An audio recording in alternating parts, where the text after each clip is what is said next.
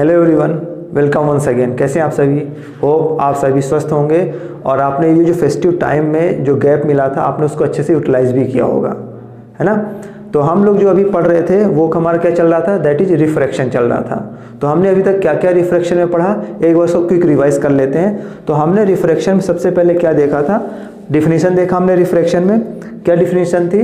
Refraction क्या होता है? It is the process of bending of light. Light का बेंड होना क्या कहलाता है? हमारा रिफ्रैक्शन कहलाता है। मीन्स जब हमारी लाइट पाथ चेंज करती है तो there is a bending in the light, that is known as refraction. ये हमने देखा। आफ्टर दैट हमने क्या देखा? लॉ ऑफ रिफ्रैक्शन देखा। उसमें हमने जो हमारा मेन इंपॉर्टेंट था दैट इज स्नेल्स लॉ। क्या हमने देखा? Snell's law. स्नेल्स लॉ क्या होता है हमारा? Sine i upon sine r equals to होता है n2 upon n1, that is refractive index of second medium to the refractive index of first medium. ये हमने देखा है, इतना आपको होप याद होगा ना। आज जो हम लोग देखेंगे वो हमारा जो मेन टॉपिक है वो है हमारा refraction through rectangular glass slab. आज हमें ग्लास स्लैब के थ्रू रिफ्रैक्शन देखना, ये हमारा मेन टॉपिक है। छोटे छोटे टॉपिक और भी कुछ है, कुछ रूल्स हैं वो मैं बताऊंगा, लेकिन मेन हमारा यही है, refraction through rectangular glass slab. ठीक है, तो ये हम देखेंगे। तो स्टार्ट करते हैं आज की क्लास और देखते हैं कि रिफ्रैक्शन थ्रू ग्लास स्लैब में कैसे रिफ्रैक्शन होता है, इमर्जेंट रे क्या होती है और I इक्वल्स टू E क्या होता है, एंगल इक्वल क्या होता है, ये हम सभी आज देखेंगे। तो स्टार्ट करते हैं आज क्लास और देखते हैं सबसे पहले कुछ रूल्स। देखिए स्टूडेंट, सबसे पहले जो हमें एक छोटा सा रूल देखना है वो direction of bending of light देख लेते हैं। Direction of bending of light, ये हमें देख लेते हैं। ये वैसे मैंने आपको बता दिया है लेकिन एक बार फिर से देख लेते हैं। ठीक है, लाइट कैसे बेंड होती हैं। एक फर्स्ट केस है जिसमें हमारी लाइट कहाँ से ट्रेवल होगी? From rarer to denser, from rarer to denser, ये फर्स्ट केस है हमारा। देन क्या हमारा इफेक्ट आएगा लाइट के मूवमेंट में, एंड जो हम सेकंड केस देखेंगे वो देखेंगे from denser to rarer, from denser to rarer, ये हम देखेंगे सेकंड केस में। ठीक है, from rarer to denser, suppose करिए this is line that is transition of medium 1 and medium 2। Transition एक लाइन है जहाँ से हमारा मीडियम चेंज है। सपोज करिए मीडियम हमारा फर्स्ट है and this is medium 2। Medium 1 is rarer medium हम लोग कंसिडर कर रहे हैं, क्लियर है, एंड मीडियम 2 को हम लोग डेंसर मीडियम कंसिडर कर रहे हैं। क्या लिटरल मीनिंग है रेयरर मीडियम और डेंसर मीडियम? लिटरल मीनिंग क्या है? Rarer medium is that medium which have density of material is low as compare to denser medium. Denser medium में डेंसिटी ज़्यादा है, क्लियर इतना। तो जब भी हमारी रे ऑफ लाइट रेयरर से मान लीजिए स्ट्राइक हो रही यहाँ पे, और ये हमारा जोन ऑफ ट्रांजिशन है, यहाँ पे लाइट हमारी स्ट्राइक हो रही, तो हमने आपको बताया था कि सबसे पहले क्या करेंगे, आप एक परपेंडिकुलर ड्रॉ कर लेंगे and that perpendicular is known as normal. Normal में ड्रॉ किया और इसके बाद जो हमारा मूवमेंट होगा, फर्दर मूवमेंट रे का, वो होगा बेंड टुवर्ड्स नॉर्मल। ये एक्चुअल पाथ इसका क्या था? This is its actual path but it bends toward normal. This is the behaviour of refraction of light, ये बिहेवियर होता है। ये हमारा क्या है? This is angle i and this is angle r. Means यहाँ पे क्या होगा, जो हमारा एंगल आई होगा वो ऑलवेज ग्रेटर होगा एंगल आर से। ये कब के केस में है? ये तब के केस में है जब हमारा क्या होगा, when light travels from rarer to denser medium, क्या होगा? I always greater than r, यानी आर हमेशा छोटा होगा। क्लियर इतना? ये कब है? जब हमारा रेयरर से डेंसर जा रहा है। बस इतना ध्यान रखना है कि जब भी रे हमारे रेयरर से डेंसर पे जाएगी तो नॉर्मल की तरफ क्या होगी? झुक जाएगी, क्या होगी? बेंड हो जाएगी। This is the first case. Second case में क्या होगा? This is our second case. Suppose करते हैं, यही रखते हैं इस केस को, हम लोग क्या करते हैं, डेंसर से जा रहे हैं ना रेयरर पे, इसको ही मैं लेता हूँ फर्स्ट को रेयरर लेते तो कंफ्यूज ना हो आप लोग। इसी को ही रेयरर लेते हैं और इसको क्या लेते हैं? डेंसर लेते हैं। क्लियर है? सेम इसका रिवर्स हो जाएगा। इसको अब उल्टा समझिए। अभी हमने क्या किया, इधर से इधर गए, अब आप नीचे से ऊपर जाइए, इसको जस्ट रिवर्स कर देते हैं। दिस इज आवर, ये हमारे sorry this is our ray travelling from denser medium to rarer medium. ये रेयर मीडियम है। यहाँ पे हम लोग क्या करेंगे, एक परपेंडिकुलर ड्रा करेंगे, that perpendicular known as normal से एन। तो जब डेंसर से रेयर पे, देखो यहाँ पे क्या था, रेयरर से डेंसर पे जा रही तो बेंड हो रही है। यदि यहाँ डेंसर से रेयर पे जा रही है तो अवे फ्रॉम नॉर्मल, ये नॉर्मल से थोड़ा और दूर जाएगी। क्या होगी, नॉर्मल से और दूर जाएगी। मीन्स इसी का जस्ट क्या है, रिवर्स है। यहाँ पे क्या, नॉर्मल तरफ झुक जाती थी और यहाँ नॉर्मल से क्या होगी, दूर भागेगी। सेम वही केस हो गया यहाँ पे भी। ठीक है, क्या हो गया यहाँ पे, ये हमारा क्या है, एंगल आर है, सॉरी यहाँ पे एंगल आई मान लीजिए इसको है, क्योंकि इस बार हम लोग डेंसर से जा रहे हैं। और I1 लीजिए, इसको I2 ले लेते हैं, सॉरी R1 ले लेते हैं। इस केस में भी क्या होगा, R1 क्या होगा, ग्रेटर देन होगा I1 से। क्लियर है, तो this is the second case. Same वही है, यही चीज़ है। जब डेंसर से रेयर से डेंसर पे जा रही है तो बेंड हो रही है, जब डेंसर से रेयर पे जाएगी तो अवे हो जाएगी। क्या हो जाएगी, अवे। सपोज इसको चेंज कर दें हम मीडियम को, इसको हम लोग ले लें डेंसर, इसको ले लें रेयर, देन क्या वही केस होगा, ये जा रही है यहाँ से, तो यहाँ से क्या हो जाएगी, अवे हो जाएगी। क्या होगी, अवे हो जाएगी। डेंसर से जब भी रेयर पे जाएगी तो अवे फ्रॉम नॉर्मल, रेयर से डेंसर पे जाएगी बेंड टूवर्ड्स नॉर्मल। ये बेसिक है हमारा। क्लियर है इतना। अब दो केस आते हैं हमारे बीच में कि ऐसे कौन से कंडीशन होगी जब रिफ्रैक्शन नहीं होगा। रिफ्रैक्शन नहीं होने का मतलब क्या है, रिफ्रैक्शन का मतलब क्या है, लिटरल मीनिंग। रिफ्रैक्शन का लिटरल मीनिंग होता है बेंडिंग ऑफ लाइट। मीन्स ऐसे कौन से केसेस होंगे जब हमारी लाइट बेंड नहीं होगी, वो केस क्या होंगे। तो हमारे दो केस होंगे, क्या होंगे वो देखते हैं। नेक्स्ट हमारा topic condition for no refraction.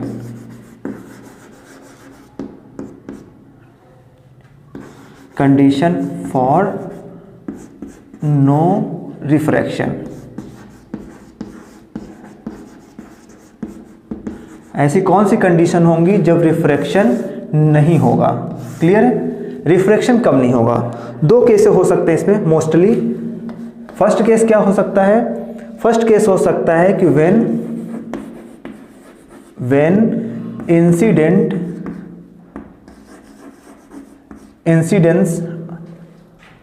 Incidence ray is perpendicular to the surface. एक कंडीशन ये हो सकती है, कैसे होगी वो मैं भी एलेबोरेट करूंगा मैं with the help of diagram. Second क्या हो सकता है, when the both medium have same refractive index.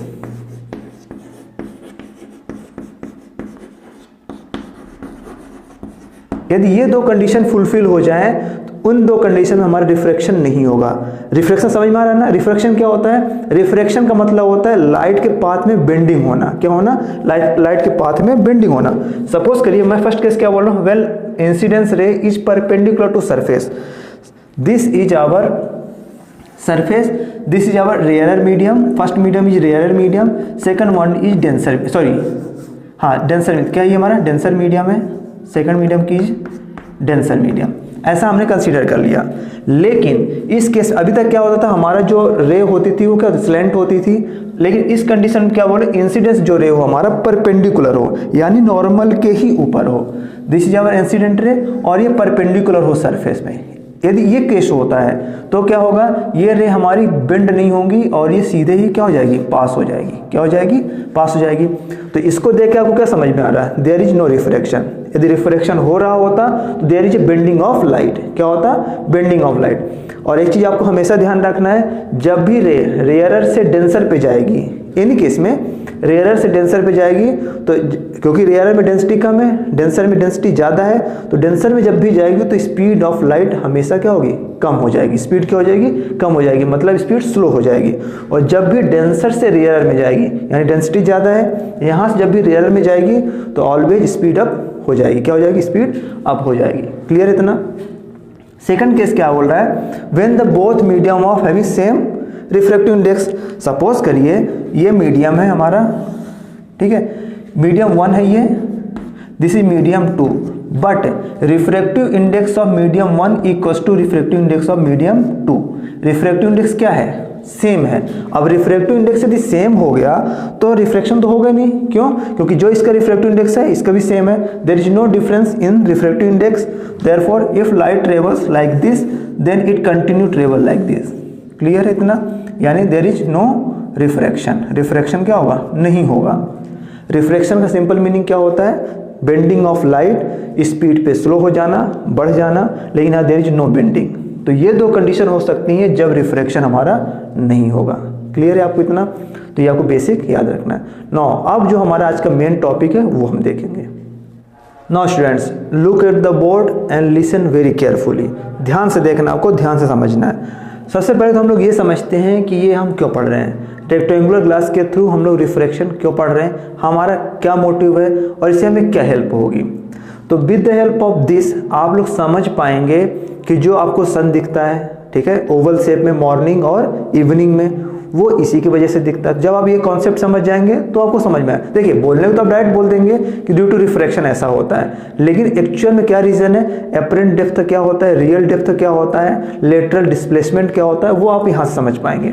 आपने कभी भी देखा होगा, जैसे आपने देखा होगा कॉइन को यदि आप किसी वाटर में प्लेस कर दें, सपोज करिए एक बकेट है, बकेट में आपने कॉइन डाल दिया, तो आपको एक्चुअल थोड़ा सा ऊपर दिखता है वो, है ना। तो क्यों दिखता है?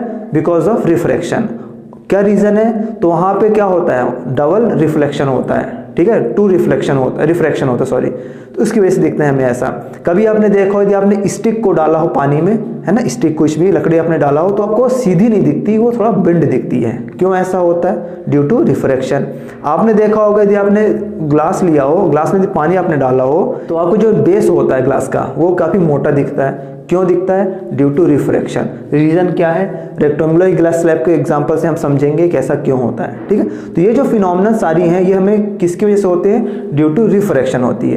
क्या रीजन है वो हम यहाँ पे देखेंगे। क्लियर है आपको इतना? इसलिए हम लोग रेक्टेंगुलर ग्लास स्लैब पढ़ रहे हैं। देखिए, सबसे पहले तो समझते हैं रेक्टेंगुलर ग्लास स्लैब कैसा होगा। This is our rectangular glass slab.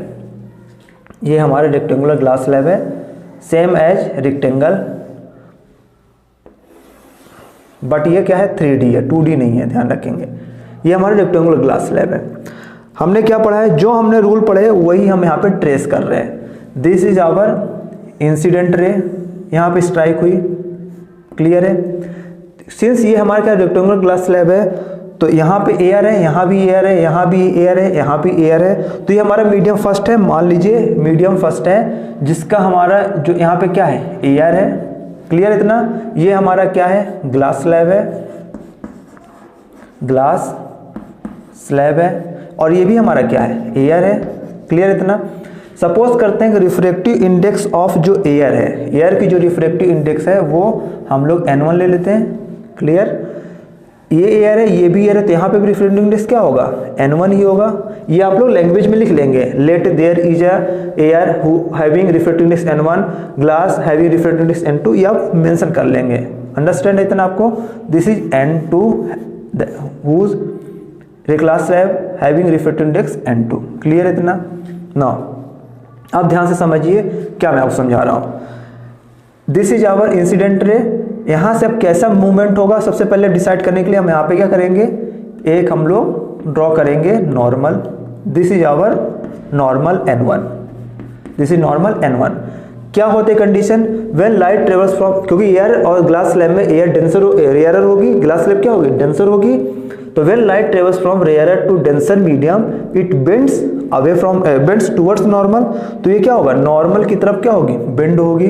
तो इसका पाथ ऐसा हो जाएगा। सिंस अभी ग्लास में ही ट्रेवल कर रही है, तो इसी पाथ को क्या करेगी? ये फॉलो करेगी यहाँ तक। क्लियर है इतना? यहाँ तक इस पाथ को फॉलो किया। Again we have to put normal here, यहाँ पे नॉर्मल पुट करेंगे, देन आप ट्रेस करेंगे आगे का पाथ। तो ये सपोज करिए नॉर्मल है N2, this is normal N2। अब यहां से पाथ कैसे ट्रेस करेंगे? अगेन अब ये क्या है? इस कंडीशन में ये डेंसर मीडियम है, ये रेयरर मीडियम है। तो when light travels from denser to rarer medium, it bends away from normal. क्या कंडीशन होती है? नॉर्मल से अवे होती है। तो यहां से क्या हो जाएगा? ये यहां से पाथ इस तरह फॉलो होगा। क्लियर है? ये पाथ ऐसा फॉलो होगा। तो this is path after 2 refraction. यहाँ पे कितने रिफ्रैक्शन हो रहे हैं? 2 रिफ्रैक्शन हो रहे हैं। कैसे? एक बार यहाँ से यहाँ जब ये फर्स्ट रिफ्रैक्शन हुआ, इसके बाद यहाँ पे रिफ्रैक्शन हुआ, तो कितने रिफ्रैक्शन हो रहे हैं? 2 रिफ्रैक्शन हो रहे हैं। क्लियर इतना? कोई डाउट? कोई डाउट भी हो तो आप कमेंट बॉक्स में पूछ सकते हैं। नाउ मार्किंग करेंगे। दिस इज इंसिडेंट रे। सपोज करिए इंसिडेंट रे है, तो इसको मैं आई से मार्क कर दे रहा हूँ, क्योंकि यहाँ पे दो रिफ्रैक्शन है तो इसलिए मैं यहाँ पे इसको R1 से मार्क कर दे रहा हूँ और इसको R2 से मार्क कर दे रहा हूँ। क्लियर है इतना? और ये एंगल जो होता है जो ग्लास स्लैब से बाहर गया है, this is known as emergent angle. क्या होता है ये? इमर्जेंट एंगल होता है। इसको ई से रिप्रेजेंट करते हैं। किससे रिप्रेजेंट करते हैं? ई से। इस रे को क्या बोलते हैं? इस रे को बोलते हैं incident ray, that is incident ray. Clear है? This is refracted ray, refracted ray, ध्यान रखेंगे। एंड दिस इज इमर्जेंट रे, ये हमारी कौन सी रे है? This is emergent ray, emergent ray. Clear है इतना? Angle between normal and emergent ray is known as angle of emergence, represented by small E. Clear? This is refracted ray, this is refracted ray and refraction angle R1 R2। Clear है? Incident ray. Hope इतना clear होगा आपको। Now यहाँ पे मैं इसको इस तरह मार्क कर देता हूँ, क्योंकि यहाँ पे मुझे एक ट्रेस करना है, तो इसको मैं नीचे मार्क कर दे रहा हूँ इमर्जेंट रे को। ठीक है, आप थोड़ा समझिए इसको, क्योंकि यहाँ पे मुझे एक रे ट्रेस करनी है। तो ये हमारा ग्लास स्लैब है, इसको मैं यहाँ पे मार्क कर दे रहा हूँ। This is emergent ray, emergent रे। यहाँ पे एयर है, ये एयर है, तो मैं इसको यहाँ पे लिख दे रहा हूँ एयर N1 है। क्लियर है? नाउ लेकिन यदि हम इसका एक्चुअल पाथ यदि ट्रेस करें, if we trace actual path of this ray, तो इसको यदि हम यहाँ पे ट्रेस करें ऐसे, तो ये समथिंग ऐसा ट्रेस होगा।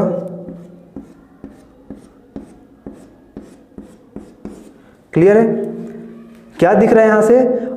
ये जो हमारा रे होती है इंसिडेंट रे, यदि इसको हम ओरिजिनल पाथ पे ट्रेस करें तो इमर्जेंट रे क्या हो जाती है? पैरेलल हो जाती है। और ये जो डिस्टेंस कहलाता है, distance between actual path of incident ray and emergent ray is known as lateral displacement. ये क्या कहलाता है हमारा? Lateral displacement. क्या कहलाता है? Lateral displacement. What is lateral displacement? Lateral displacement is the distance between actual path of incident ray and emergent ray। ये हमारा क्या लेटरल डिस्प्लेसमेंट है। और यदि इसको ट्रेस करें तो ये पैरेलल होती है हमेशा इमर्जेंट रे। क्या होती है? पैरेलल। यही हमें प्रूफ करना है। क्या करना है? हमें प्रूफ करना है। Means we have to prove I1 angle I equals to angle E और I इक्वल्स टू E। हमें यही प्रूफ करना है। क्या प्रूफ करना है? I इक्वल्स टू E और I को। अब इससे क्या होगा? इससे दो चीज होगी, क्योंकि ये तो मैं आपको बता रहा हूँ थ्योरेटिकली कि ये क्या होगा? पैरेलल होती हैं, लेकिन इसको हमें प्रूफ करना होगा पैरेलल कैसे हो जाती हैं। क्लियर इतना? तो इसको एक बार फिर से मैं क्विक रिवाइज कर देता हूँ। हमने क्या लिया? एक रेक्टेंगुलर ग्लास स्लैब लिया है हैविंग रिफ्रैक्टिव इंडेक्स N2। बाहर क्या है? एयर है। Refractive index N1 because air हर तरफ है। This is incident ray. After reflection bends towards normal, refracted ray. After refraction bends away from normal because travels from denser to rarer medium. Angle between incident ray and normal I, angle between incident ray and reflected ray R1, यहाँ पे भी R2 because same है दोनों, तो मैंने लिख लिया है। और यहाँ पे क्या होगा? नॉर्मल और इमर्जेंट रे के बीच में जो एंगल है that is angle of emergence. ये क्या हमारा? एंगल ऑफ इमर्जेंस है। इसको आप लोग नोटबुक में मार्क कर लेंगे। अब यहाँ से हमें ये फाइंड आउट करना है I इक्वल्स टू E। इससे हमें क्या मिलेगा? I इक्वल्स टू E ये होता है, लेकिन इससे हमें क्या मिलेगा? इससे यदि हमें एंगल इक्वल होगा तो लाइन पैरेलल हो जाएगी। कैसे पैरेलल हो जाएगी? ध्यान से देखेंगे, इसको प्रूफ कैसे करेंगे। प्रूफ करने के लिए हम लोग यूज करेंगे स्नेल्स लॉ। क्या यूज करेंगे? Snell's law. तो बाय स्नेल्स लॉ क्या होता है? अभी हम लोग लगा रहे हैं यहाँ पे स्नेल्स लॉ, एक बार यहाँ पे लगा, दो बार स्नेल्स लॉ यूज करेंगे। तो क्या होगा? स्नेल्स लॉ होगा यहाँ पे sign I upon sine R1। क्या हो जाएगा? Sine I upon sine R1 equals to क्या होता है? हमने अभी थोड़ी देर पहले देखा sine I upon sine R क्या होता है? N2 upon N1। Means refractive index of second medium पहले लिखते हैं, then refractive index of first medium लिखते हैं। तो रिफ्रैक्टिव इंडेक्स मतलब ग्लास का है तो N2 पहले लिखेंगे, देन N1 लिखेंगे, क्लियर है। N2 क्या है, यदि आपको ऐसे नहीं समझ में आ रहा है तो ग्लास लिख लो आप, यदि ऐसे N2 N1 नहीं समझ में आ रहा है इसको आप ग्लास कर लो, इसको आप एयर कर लो तो ज़्यादा क्लियर रहेगा, एयर ही कर लो इसको आप। क्लियर इतना? तो क्या लिखेंगे सबसे ऊपर लिखेंगे refractive index of glass upon refractive index of air. Hope इतना क्लियर होगा आपको। सिमिलरली इसको आप फर्स्ट इक्वेशन लीजिए, this is our equation first. Similarly एक बार यहाँ पे भी यूज करेंगे, आल्सो क्या होगा, यदि यहाँ पे स्नेल्स लॉ लगाएंगे तो क्या हो जाएगा, इस बार क्या होगा sine R2 upon sine E, sine R2 upon sine E क्या होगा, refractive index of second medium means air का पहले लिखेंगे Na सबसे ऊपर लिखेंगे अपॉन Ng लिखेंगे। क्लियर इतना?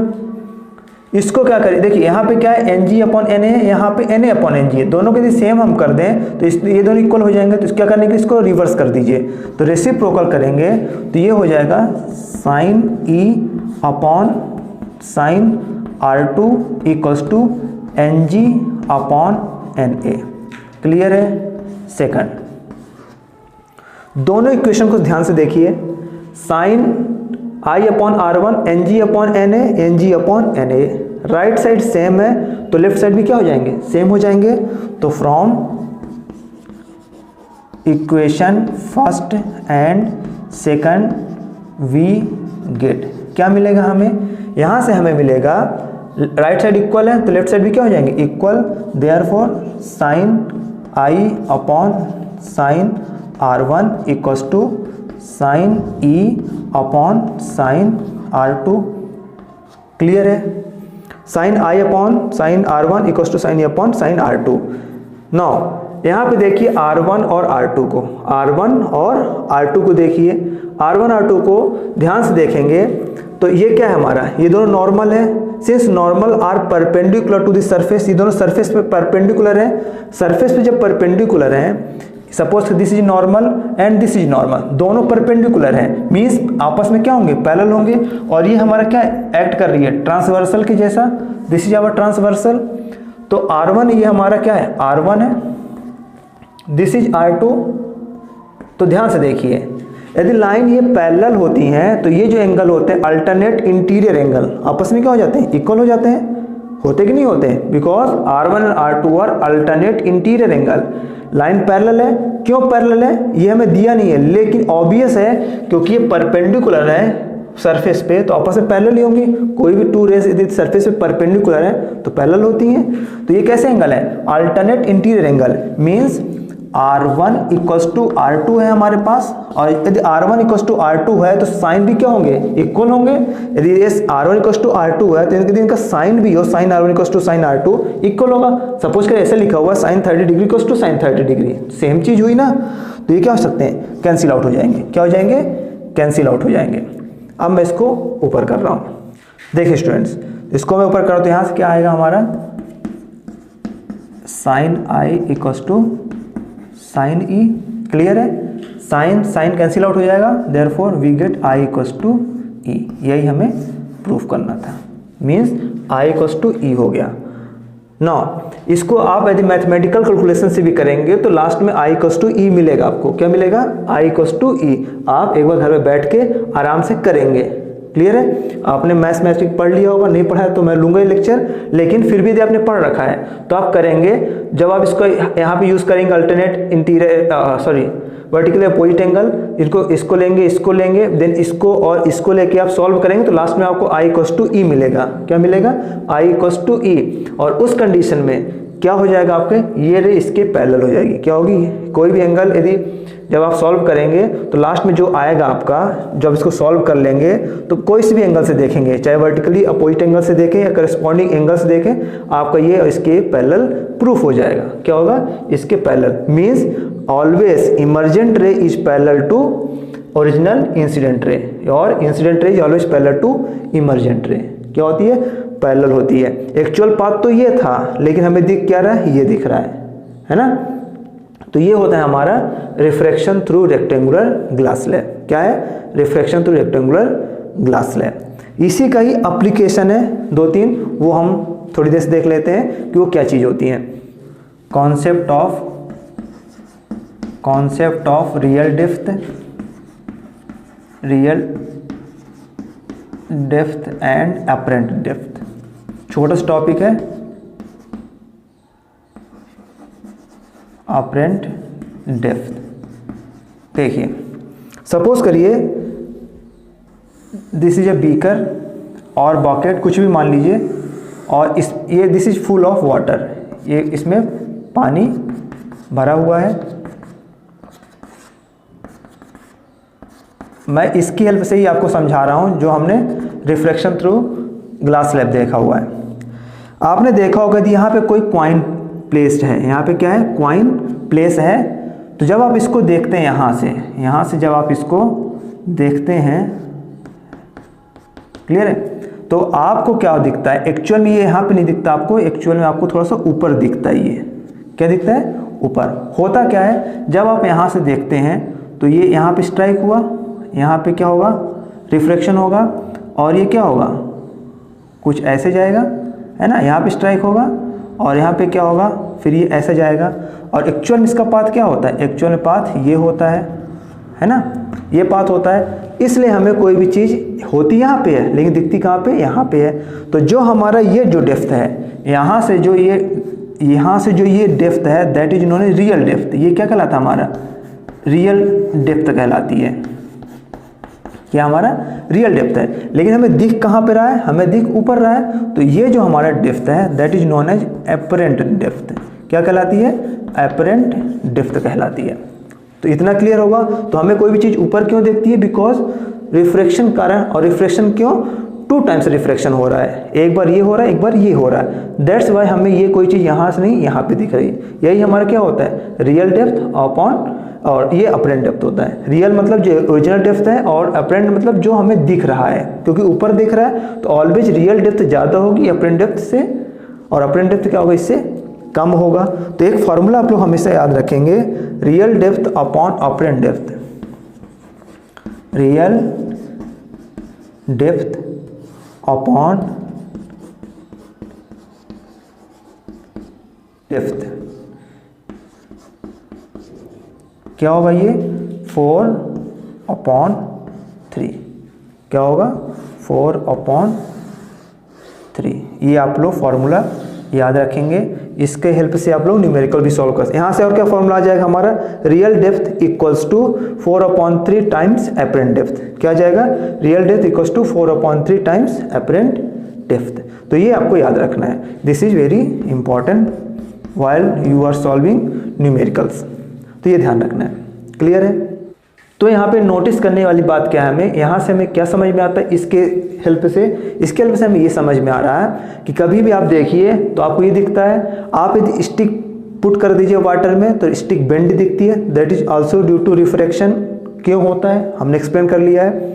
और आपने ये भी देखा होगा जो मॉर्निंग और इवनिंग का जो सनराइज सनसेट है वो हमें ओवल शेप में सन दिखता है, that is also due to refraction. क्या होता है, रिफ्रैक्शन की वजह से होता है। Twinkling of star, this is also due to refraction. आई वो समझ में। तो ये सारे फिनोमेना क्यों होते हैं, because of due to refraction. And also आप उसमें ऐड करेंगे ड्यू टू डबल रिफ्रैक्शन। क्या होता है, डबल रिफ्रैक्शन की वजह से। तो this is all about today's class. आपको समझ में आ गया कि हमारा रियल डेप्थ क्या होती है, अपरेंट डेप्थ क्या होती है, एंगल ऑफ इमर्जेंस क्या होता है, लेटरल इन्वर्जन क्या होता है, लेटरल डिस्प्लेसमेंट क्या होता है, इमर्जेंट रे क्या होता है, ये हमने अच्छे से आज देख लिया है। एक बार इसको देख लिया है, नहीं समझ में आया तो आप इस क्लास को एक बार फिर से फास्ट फॉरवर्ड करके देखिए। फास्ट फॉरवर्ड 1.5 करके देख लीजिए, 2 टाइम्स करके देख लीजिए, फास्ट फॉरवर्ड करके देखिए। क्लियर है। जब आप अच्छे से देख लें, समझ में आ जाए, देन अपनी ओन हैंड राइटिंग से नोट्स बनाइए। ठीक है, हमेशा ये एक्सपेक्ट नहीं करना है कि हमें पीडीएफ मिल जाए। क्लियर है, खुद से बनाएंगे ज़्यादा अच्छी क्लैरिटी आएगी। तो एक बार इसको देखिए, नहीं समझ में आया दोबारा वीडियो देखिए, नहीं समझ में फिर से वीडियो देखिए, फिर भी बिल्कुल नहीं समझ में आ रहा, डाउट फिर भी कहीं पे आ रहा, तो आप कमेंट सेक्शन में क्वेश्चन पूछिए और जो भी होगा वो सब एक्सप्लेन किया जाएगा और नोट्स बनाइए इसके। क्लियर है, और आज ही रिवीजन करिए तो कभी भी डाउट नहीं होगा। तो नेक्स्ट क्लास में देखेंगे नया, इसके आगे देखेंगे लेंस। अब क्या है इसके आगे, लेंस है और लेंस में इमेज फॉर्मेशन, तो हम लोग नेक्स्ट क्लास में देखेंगे। तब तक be happy, safe and thank you.